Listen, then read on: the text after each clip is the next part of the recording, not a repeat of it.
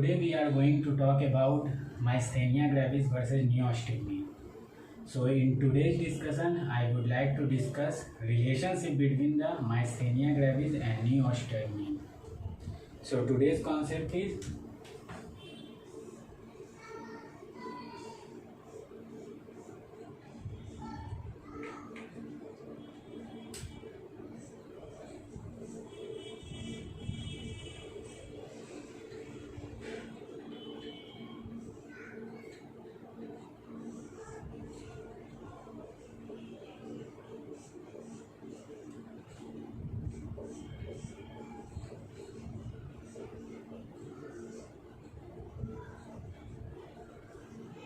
today's concept is Myasthenia gravis versus neostigmine. हम लोग इस डिस्कशन में बेसिकली देखेंगे कि ये माइस्थेनिया ग्रेविस और neostigmine के बीच में क्या रिलेशन है. बेसिकली क्या है कि neostigmine is a drug of choice for the treatment of myasthenia gravis. neostigmine ये जो है इसको हम लोग क्या बोलते हैं, इसको बोलते हैं ड्रग ऑफ चॉइस बोलते हैं फॉर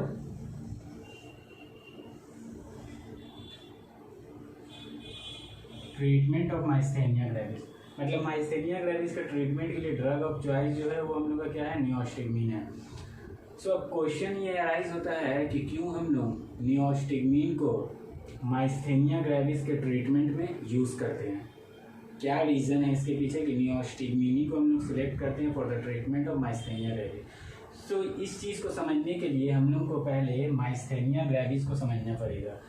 माइस्थेनिया ग्रेविस को समझने के बाद हम लोग देखेंगे किस तरह से माइस्थेनिया ग्रेविस के करेक्शन के लिए हम लोग neostigmine को यूज़ करते हैं. Let's begin with the myasthenia gravis.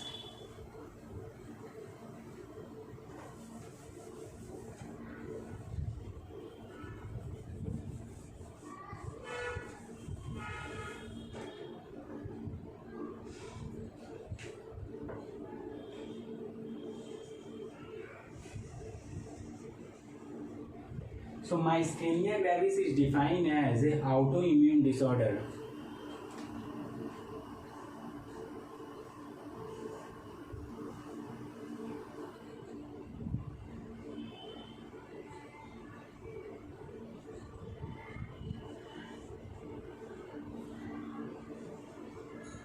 and this disorder arises due to the development of antibody to the muscle end plate nicotinic receptor. It arises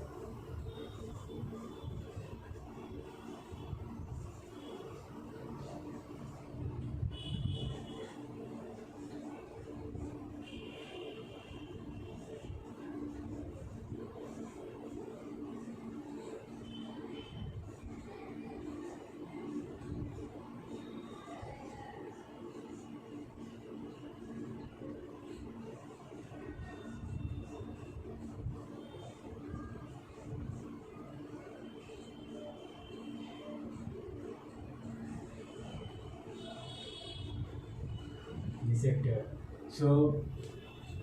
Autoimmune disorder arises due to the development of antibodies to the muscle end plate nicotinic receptor, which result in weakness and fatigue of skeletal muscle.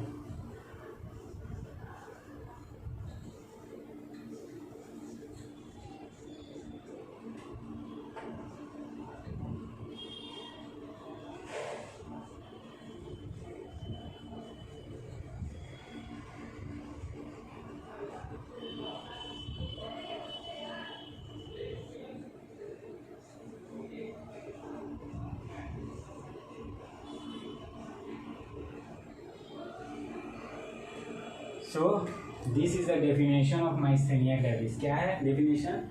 Myasthenia gravis is an autoimmune disorder arises due to development of antibodies to the muscle end plate nicotinic receptor which result in weakness and fatigue of skeletal muscle. अब ये definition जो myasthenia gravis का है, इस definition of the myasthenia gravis से हम लोग को बहुत चीज़ पता चलता है.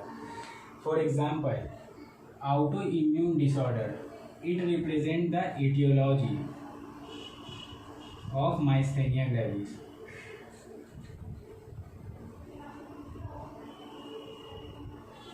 ये क्या रिप्रेजेंट कर रहा है? ऑटो इम्यून डिसऑर्डर रिप्रेजेंट कर रहा है एटियोलॉजी ऑफ माइस्थेनिया ग्रेविस। मतलब माइस्थेनिया ग्रेविस एक ऐसा डिजीज है जो ऑटो इम्यून डिसऑर्डर है, that is it is arises due to the auto immunity. So ये बेसिकली जो ऑटो इम्यून डिसऑर्डर है ये रिप्रेजेंट क्या चीज करता है? एटियोलॉजी ऑफ माइस्थेनिया ग्रेविस को रिप्रेजेंट करता है। Now after that this line arises due to the development of antibodies to the muscle in-plate nicotinic receptor. This line represent the pathogenesis of myasthenia gravis.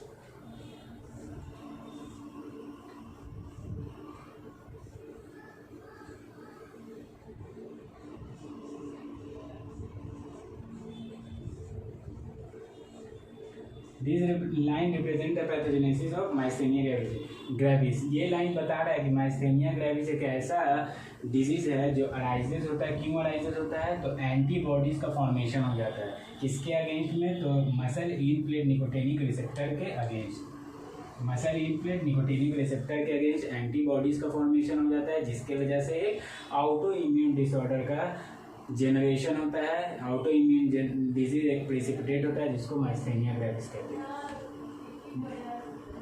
Then after that next is the result in weakness and fatigue of skeletal muscle, and this weakness and fatigue skeletal muscle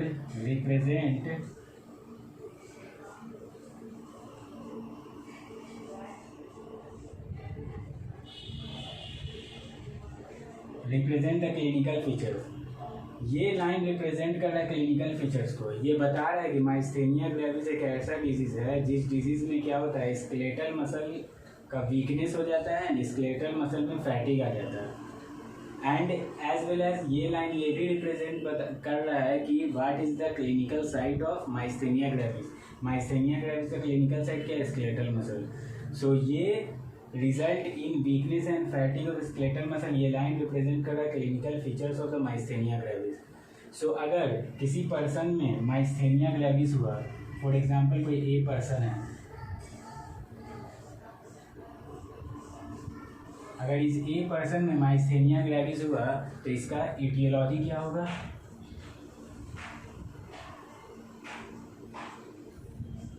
इसका pathogenesis क्या होगा? And इसका clinical features क्या होगा? सो इस a person के myasthenia gravis को हम लोग इस ए पर्सन में अगर माइस्थेनिया ग्रेविस हुआ तो इसकी एटियोलॉजी के बारे में हम लोग बोल सकते हैं it is a auto immune disorder that is arises due to the auto immunity. And pathogenesis में बोल सकते हैं formation of antibodies against the muscle end plate nicotinic receptor. And clinical features में बोल सकते हैं weakness, fatigue of skeletal muscles. So ये basically myasthenia gravis का डेफिनेशन है जो रिप्रेजेंट अपनी खुद एक डेफिनेशन बहुत सारी चीज़ को रिप्रेजेंट कर रहा है, etiology, pathogenesis and clinical feature. Now अब ये डेफिनेशन के बाद हम लोग देखेंगे कि एसिटाइल कोलिन एक इम्पॉर्टेंट रोल प्ले करता है in the development of myasthenia gravis. So हम लोग क्या करेंगे कि एसिटाइल कोलिन के नॉर्मल फिजियोलॉजिकल पाथ को देखेंगे, उसका नॉर्मल फेट को देखेंगे एंड उसके नॉर्मल एक्शन साइट को देखेंगे, और हम लोग ये देखेंगे कि किस तरह से ये नॉर्मल पाथवे में अल्ट्रेशन होने से माइस्थेनिया ग्रेविस जो रहता है ये डेवलप होता है। तो हम लोग स्टार्ट करते हैं एसिटाइल कोलिन के बारे में।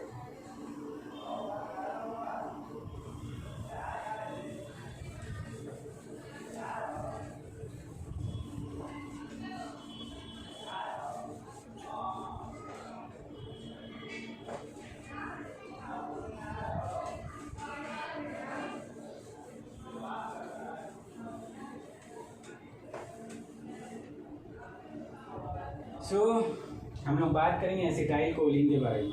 तो पहले हम लोग बात करते हैं फॉर्मेशन ऑफ एसिटाइल कोलिन, किस तरह से एसिटाइल कोलिन का फॉर्मेशन होता है। तो in first step what happen, ATP combined with acetate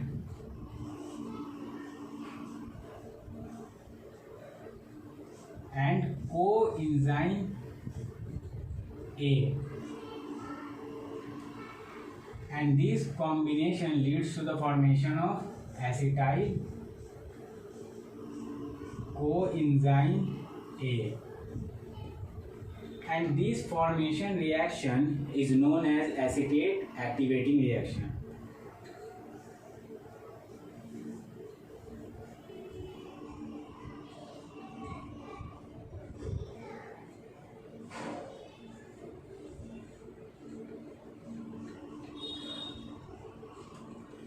Now after that, this acetyl coenzyme A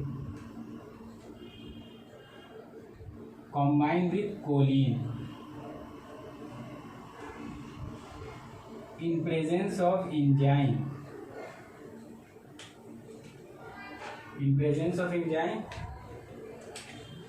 known as choline acetyl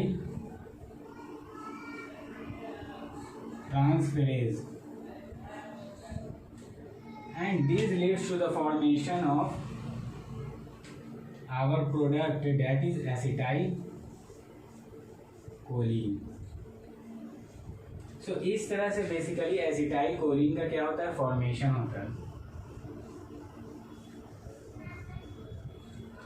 Now after the formation of acetylcholine, what happens? The level of acetylcholine increases and it causes the activation of an enzyme known as cholinesterase, and this cholinesterase causes the degradation or breakdown of acetylcholine. So इसका level जैसे ही बढ़ता रहेगा, continue increase करता रहेगा, तो इस पर एक एंजाइम एक्ट करता है. इस पर एक एंजाइम क्या करेगा, एक्ट करेगा, जिसको हम लोग बोलते हैं कोलिनेस्टरेज. ये इस पर एक्ट करेगा, एसिटाइल कोलिन पर एक्ट करेगा कोलिनेस्टरेज, और इसको कन्वर्ट कर देगा क्या चीज में. First one is acetate and second one is choline. So ये इसका क्या करता है, डिग्रेडेशन करता है. अब ये कोलिनेस्टरेज जो एसिटाइल कोलिन पर एक्ट करता है, ये दो टाइप का होता है. It is two types. First one is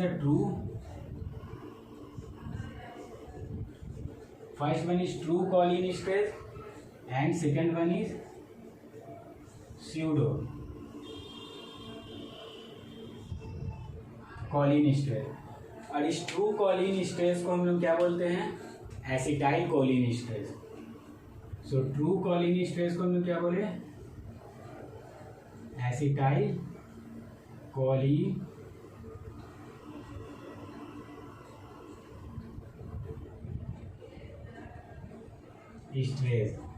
and pseudo कोलिनेस्टरेज को हम लोग क्या बोले,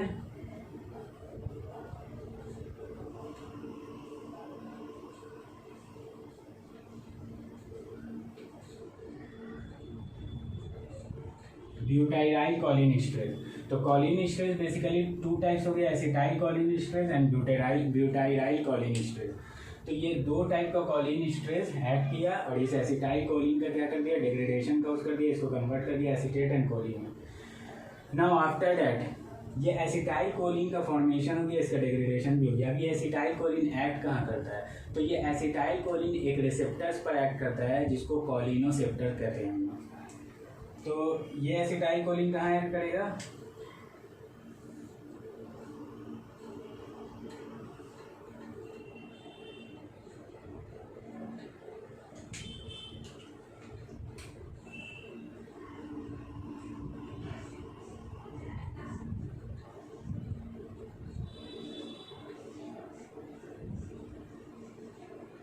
कोलिनोसेप्टर. मतलब ये it is basically the receptor of acetyl choline. तो इस पर ये कोलिनोसेप्टर्स पर क्या होता है, एसिटाइल कोलिन एक्ट करता है. अब ये कोलिनोसेप्टर जिस पर एसिटाइल कोलिन एक्ट करता है, वो दो टाइप का होता है. एक होता है मस्केरेनिक एंड एक होता है निकोटिनिक. तो first one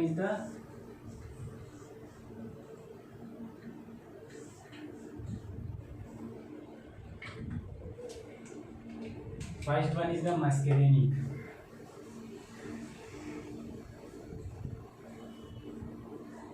And second one is nicotinic. अब मस्कुलिनिक रिसेप्टर जो होता है उसका फर्दर 5 सब टाइप होता है। First one is M1, then M2, then M3, then M4, then M5। And nicotinic receptor जो रहता है, इस निकोटिनिक रिसेप्टर का 2 सब टाइप होता है।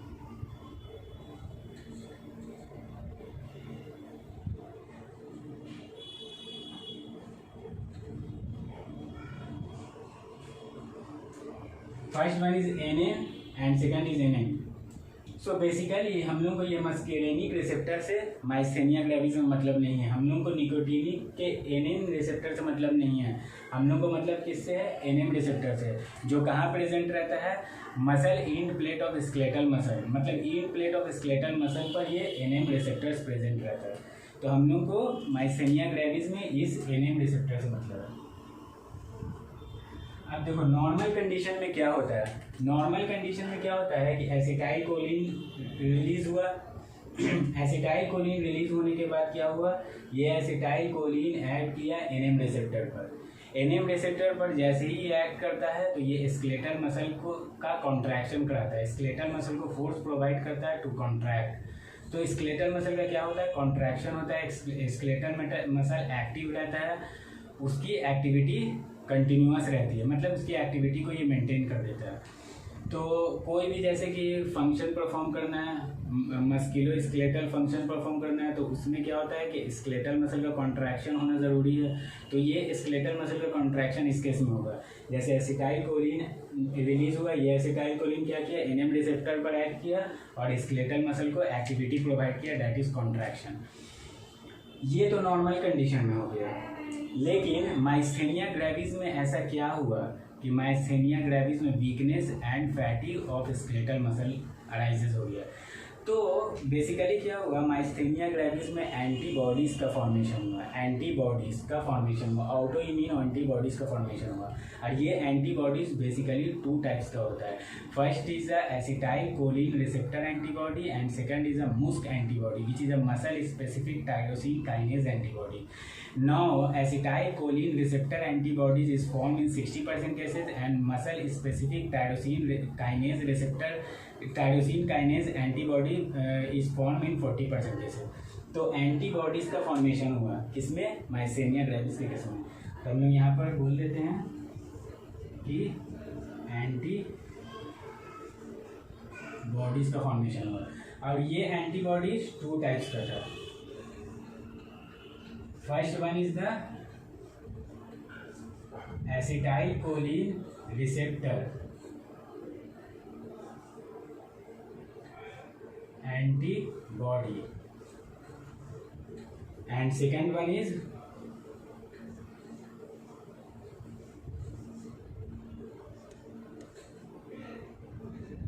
musk antibody।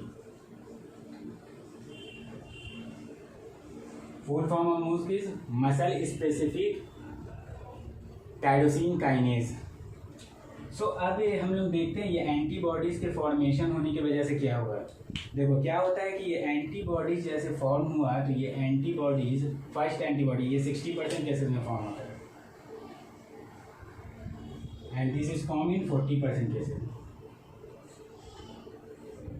So for example अगर एसिटाइल कोलिन रिसेप्टर एंटीबॉडीज का फॉर्मेशन हुआ, तो ये एंटीबॉडी का फॉर्मेशन होने के बाद क्या होता है कि ये एंटीबॉडी ऐड करता है NM रिसेप्टर पर, मतलब निकोटिनिक NM रिसेप्टर पर ये ऐड करता है। तो ये ऐड किया किस पर, इट एक्ट ऑन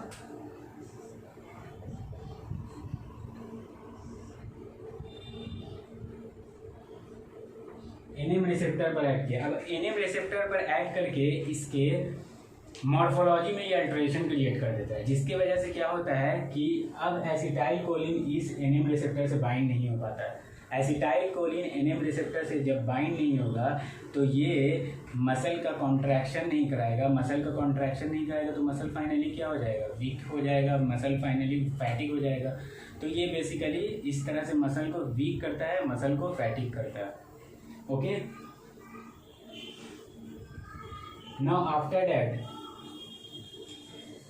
एक क्वेश्चन राइज होता है कि क्या एंटीबॉडीज जो फॉर्म होता है माइसेनिया ग्रेविस में वो सारे एनएम रिसेप्टर्स को अल्टर कर देता है या कुछ एनएम रिसेप्टर को अल्टर कर देता है। तो ये सारे एनएम रिसेप्टर को अल्टर नहीं करता, कुछ एनएम रिसेप्टर को अल्टर करता है।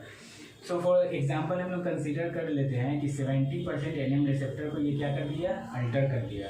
तो अगर 70% एनएम रिसेप्टर को अल्टर कर दिया तो 30% रेस्ट में जो एनएम रिसेप्टर रहा वो तो नॉर्मल रहा।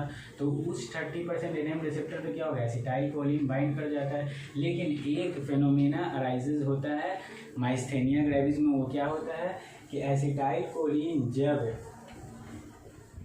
एनएम रिसेप्टर से बाइंड नहीं करता है, क्योंकि 70% तो एनएम रिसेप्टर डैमेज हो गया, अल्टर हो गया, तो उससे बाइंड नहीं करता, तो इसे एसिटाइल कोलिन का लेवल जो रहता है वो ग्रेजुअली इंक्रीज कर जाता है, जिसके वजह से कोलिन स्ट्रेट एक्टिवेट हो जाता है और एक्टिवेट होकर इसको एसीटेट एंड कोलिन में कन्वर्ट कर देता है। जिसके रिजल्ट में क्या होता है कि ये होता है कि अब 30% जो नॉर्मल एनएम रिसेप्टर है उस पर भी बाइंड करने के लिए एसिटाइल कोलिन नहीं रहता है। तो ये दो रीज़न हो गया, एक तो एबनॉर्मल एनएम रिसेप्टर पे एसिटाइल कोलिन बाइंड नहीं कर पा रहा मॉर्फोलॉजिकल चेंजेस के कारण, और दूसरा कि नॉर्मल एनएम रिसेप्टर पर भी एसिटाइल कोलिन बाइंड नहीं कर पा रहा है due to the lack of acetyl choline, and this finally result in the weakness and fatigue of the skeletal muscle. So इस तरह से क्या होता है, फर्स्ट कंडीशन इस एसिटाइल कोलिन रिसेप्टर एंटीबॉडीज के रेस्पेक्ट में इस तरह से माइस्थेनिया ग्रेविस अराइजेस होता है। Second is the MuSK antibody. MuSK antibodies के ये प्रेजेंस में क्या होता है, तो एक प्रोटीन होता है, एक सब्सटेंस होता है, एक स्ट्रक्चर होता है जिसको हम लोग बोलते हैं मसल स्पेसिफिक, क्या मसल स्पेसिफिक टाइरोसिन काइनेज। ये मसल स्पेसिफिक टाइरोसिन काइनेज का दो फंक्शन है। एक फंक्शन है कि ये न्यूरोमस्कुलर जो एरिया रहता है, न्यूरोमस्कुलर जंक्शन रहता है, उसको मेंटेन करता है, साथ में ये एनएम रिसेप्टर को भी मेंटेन करता है। तो ये बेसिकली क्या रहता है, प्रेजेंस कहाँ रहता है, इसको अगर हम लोग देखें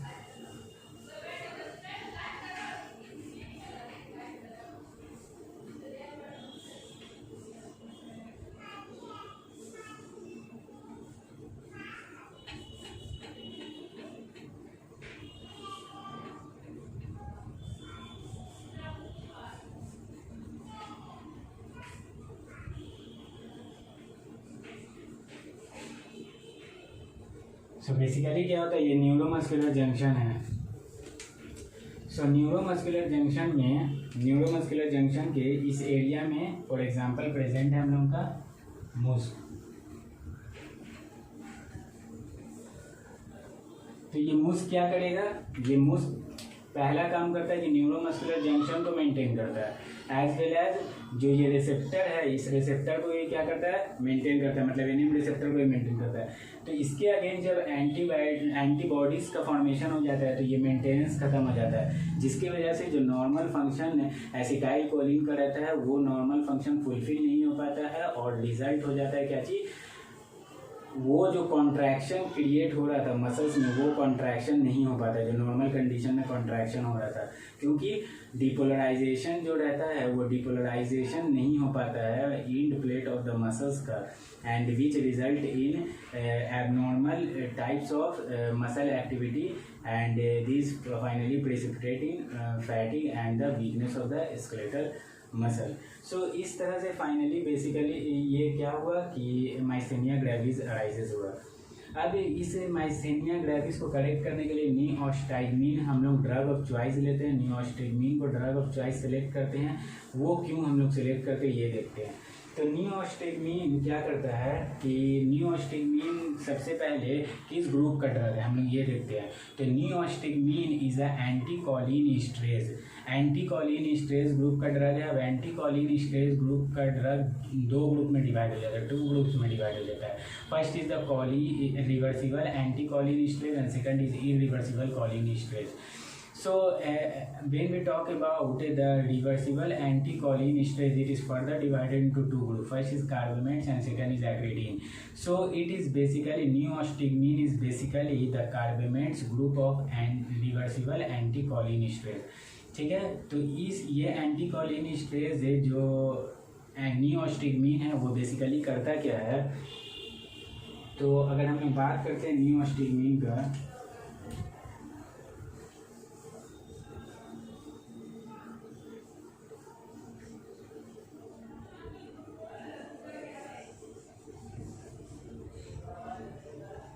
सो नियोस्टिग्मिन दो फंक्शन परफॉर्म करता है। ये मसल बेसिकली क्या करता है, स्केलेटल मसल के कॉन्ट्रैक्शन को इम्प्रूव करता है। कैसे इम्प्रूव करता है, तो एसिटाइल कोलिन का जो यहाँ डिग्रेडेशन हो रहा है, ये इस डिग्रेडेशन को रोकता है और एसिटाइल कोलिन को प्रिजर्व करता है। First, preservation of acetyl choline.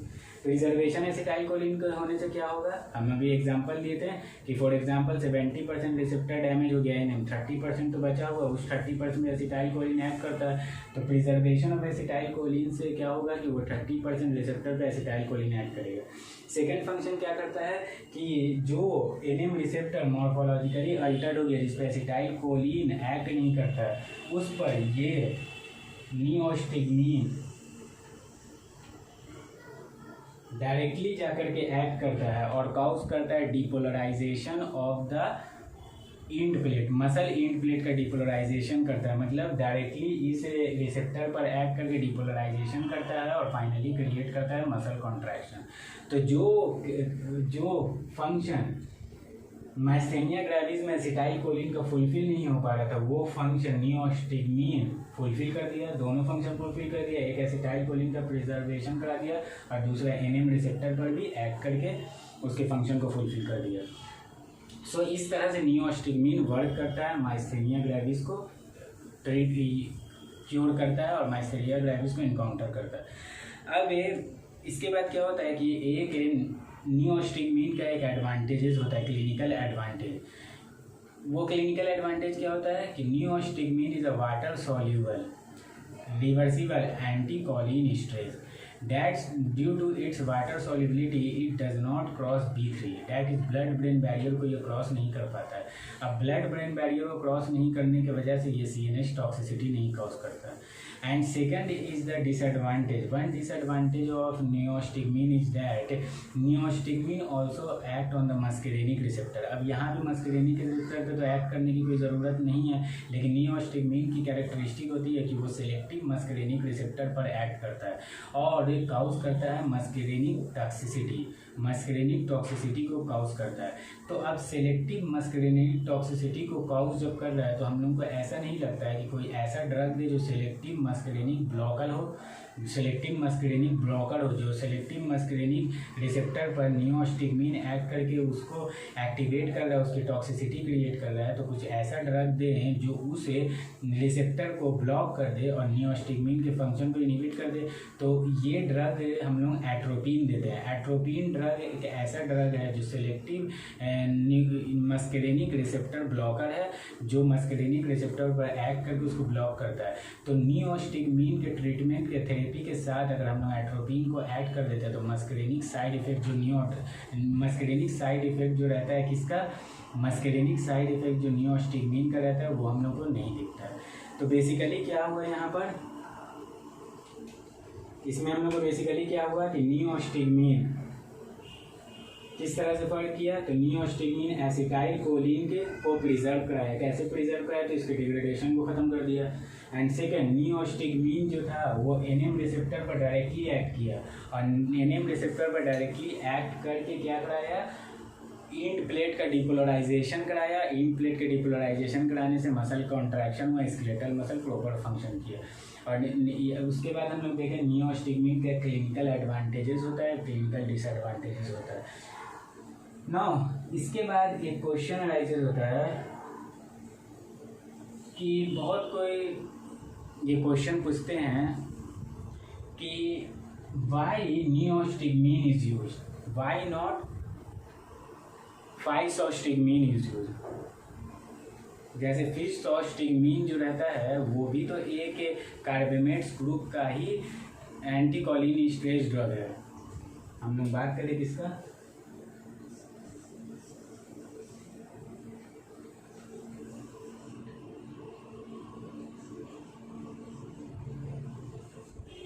हम लोग बात करें फाइसोस्टिग्मिन का। तो फाइसोस्टिग्मिन क्या रहता है, ये भी एक ड्रग है और ये नियोस्टिग्मिन ही ग्रुप का ये ड्रग है, नियोस्टिग्मिन ग्रुप का ही ये ड्रग है। ठीक है, ये भी वाटर सॉल्युबल है, नियोस्टिग्मिन भी वाटर सॉल्युबल है। तो why not physostigmine is used in place of neostigmine. देखो होता क्या है नियोस्टिगमीन एसिटाइल कोलिन को प्रिजर्व कर रहा है, ठीक है।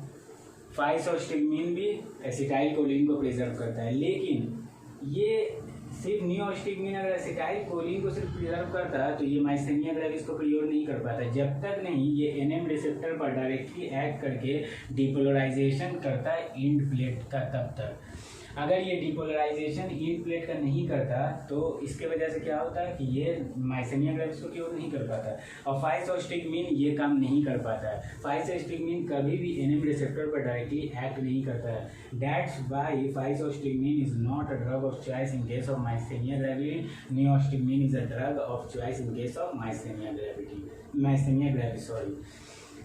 सो फाइसोस्टिगमीन को हम लोग यूज़ करते हैं अदर केसेस में, ट्रीटमेंट में यूज़ करते हैं, जैसे बेलेडोना पॉइजनिंग में यूज़ करते हैं, देन ग्लोकोमा के केस में हम लोग यूज़ करते हैं। तो ये अलग अलग केसेस में हम लोग उसको यूज़ करते हैं, लेकिन यहाँ हम लोग ये in case of myasthenia gravis it is not effective drug of choice. Effective drug of choice is neostigmine. Physostigmine is not effective drug of choice. Now after that हम लोग देखते हैं डायग्नोसिस और टेस्ट ऑफ माइस्थेनिया ग्रेविस। तो myasthenia gravis के test के लिए हम लोग एक टेस्ट करते हैं जिसको टेंसाइल टेस्ट कहते हैं। सो वो टेंसाइल टेस्ट को हम लोग देखते हैं क्या होता है टेंसाइल टेस्ट।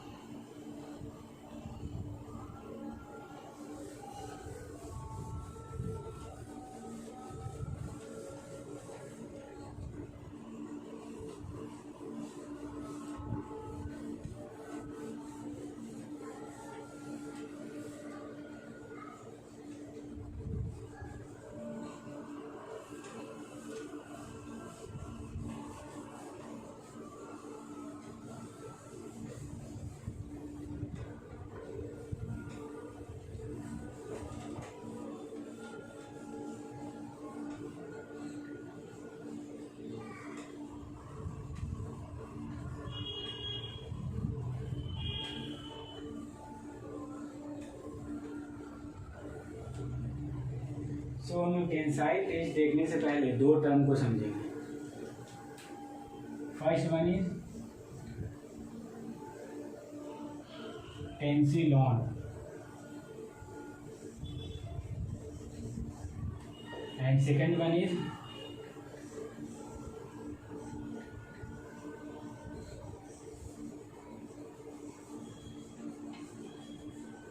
Cholinergic crisis. तो हम लोग देखते हैं टेंसिलॉन क्या होता है।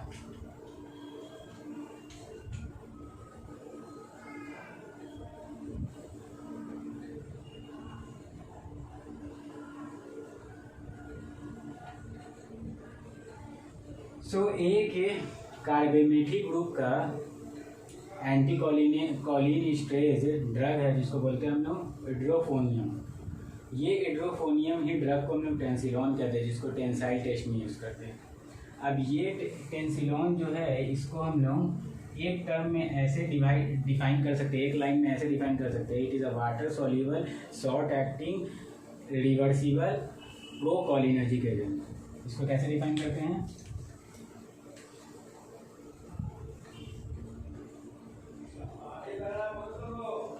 वाटर सॉल्यूबल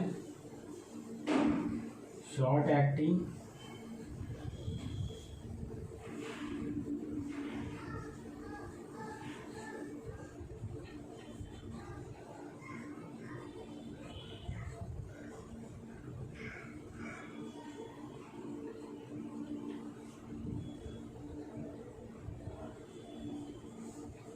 ये water soluble short acting procholinergic drug है। इसको हम लोग क्या बोलते हैं? Edrophonium. Edrophonium is a water soluble short acting procholinergic drug. अब इसका एक्शन क्या होता है इड्रोफोनियम का? तो इड्रोफोनियम का एक्शन ये होता है कि ये प्रिवेंट करता है break down of the acetylcholine, मतलब प्रिजर्वेशन ऑफ एसिटाइल कोलिन कराता है। तो ये क्या करता है? थर्ड इसका अगर एक्शन देखें हम लोग, थर्ड पॉइंट इसके बारे में जाने हैं तो क्या है? प्रिजर्व कराता है एसिटाइल कोलिन को, ठीक है। अब हम लोग आ जाते हैं second term cholinergic crisis. Cholinergic crisis क्या हो जाता है कि एक ऐसा कंडीशन है जिसमें एसिटाइल कोलिन का लेवल इंक्रीज करता है, इंक्रीज करता है, इंक्रीज करता है, इंक्रीज करता है। जब एसिटाइल कोलिन का लेवल इतना ज़्यादा इंक्रीज करेगा तो क्या हो जाएगा, कॉलिन इस्ट्रेज एक्टिवेट होगा। लेकिन इस कंडीशन में क्या होता है, कॉलिन इस्ट्रेज जो रहता है, या हम ऐसे बोल सकते हैं एसिटाइल कोलिन इस्ट्रेज जो रहता है वो या तो इनहिबिट हो जाता है या इनएक्टिवेट हो जाता है। सो एक ऐसा कंडीशन बन गया जिसमें एसिटाइल कोलिन कंटिन्यू इंक्रीज कर रहा है और एसिटाइल कोलिन इस्ट्रेज इनहिबिट हो रहा है या इनएक्टिवेट हो जा रहा है। अब इस कंडीशन की वजह से एसिटाइल कोलिन इतना ज़्यादा इंक्रीज हो जाता है कि ये एसिटाइल कोलिन टॉक्सिसिटी कॉज कर देता है। अब ये टॉक्सिसिटी जो कॉज करता है वो निकोटीनिक रिसेप्टर पे भी कॉज करता है और मस्करीनिक रिसेप्टर पे भी कॉज करता है।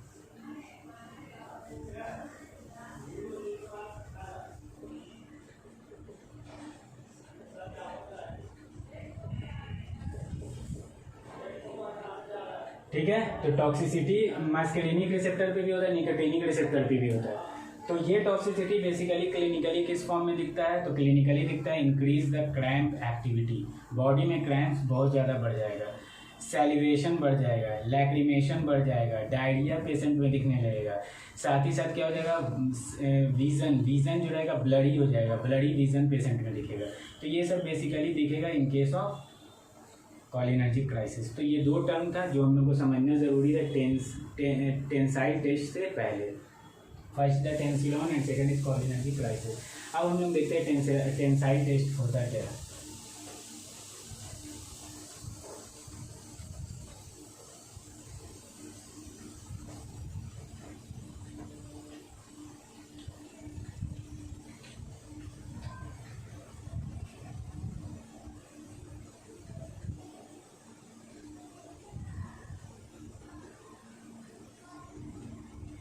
तो टेंसाइल टेस्ट बेसिकली हम लोग किस लिए यूज़ करते हैं, डायग्नोज करने के लिए एंड डिफ्रेंशिएट करने के लिए माइस्थेनिया ग्रेविस को to the cholinergic crisis.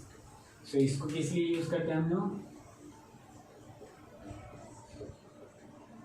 Diagnose and differentiate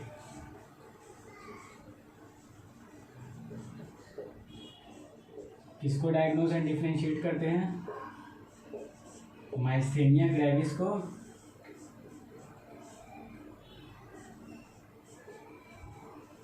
cholinergic crisis से।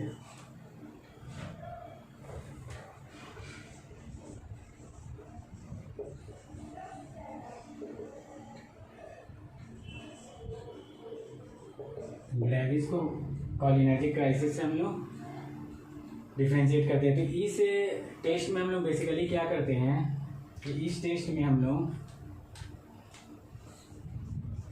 1 से 3 मिलीग्राम आईवी इंजेक्शन देते हैं हम लोग, इसका टेंसिलॉन का आईवी इंजेक्शन दिए। अब इस टेंसिलॉन का आईवी इंजेक्शन देने से क्या होता है कि दो कंडीशन अराइजेस होता है। फर्स्ट कंडीशन,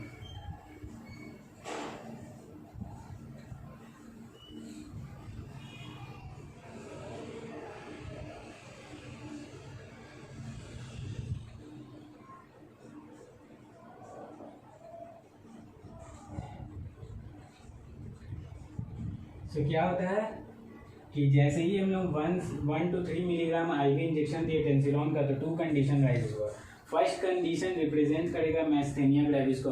उस कंडीशन में होगा क्या, कंडीशन विल इम्प्रूव, मतलब जो पहला कंडीशन था वो कंडीशन इम्प्रूव हो जाएगा। तो अगर कंडीशन इम्प्रूव हुआ इंजेक्शन देने के बाद, तो हम लोग को पता समझ में आ जाएगा the condition is the myasthenia gravis. So condition will improve. क्यों इम्प्रूव हुआ, टेंसिलॉन का काम क्या है, एसिटाइल कोलिन के डिग्रेडेशन को ये इनहिबिट करता है। तो एसिटाइल कोलिन के डिग्रेडेशन को ये अगर ये इनहिबिट करेगा तो जाहिर सी बात है जो एसिटाइल कोलिन के प्रिजर्वेशन में ये हेल्प कर रहा है। और माइस्थेनिया ग्रेविस में क्या हुआ था, माइस्थेनिया ग्रेविस में एसिटाइल कोलिन का डिग्रेडेशन बढ़ गया था, तो अगर उसका प्रिजर्वेशन बढ़ जाए तो कंडीशन इंप्रूव जाहिर सी बात है होगा।